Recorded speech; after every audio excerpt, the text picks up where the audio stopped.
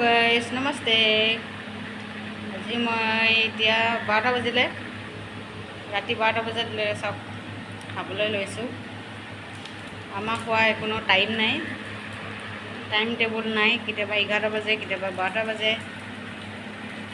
খোৱাত মানে একো লোৱা নাই, খালী মুঠতে তিঁয়হ লৈছোঁ, ইপিনে নেমু এটা, ইপিনে পিঁয়াজ এটা কাটি লৈছোঁ, লগতে লৈছোঁ মাইনেছ, ইপিনে মাছ মই লৈছোঁ 2টা, ইপিনে হাজবেণ্ডক দিছোঁ 3টা, ইপিনে কক'কলা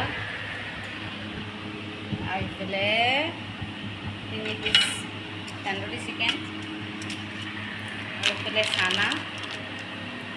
চানা খাওঁ মই, কাৰণ বেছি বস্তুবিলাক খাব নোপোৱাৰ কাৰণে এইবিলাক মাছ মাংস খোৱা যায়, সেইকাৰণে অলপ মানে চানা টানা খালে ভাল হয়। আৰু ভাত নাখাওঁ আজি,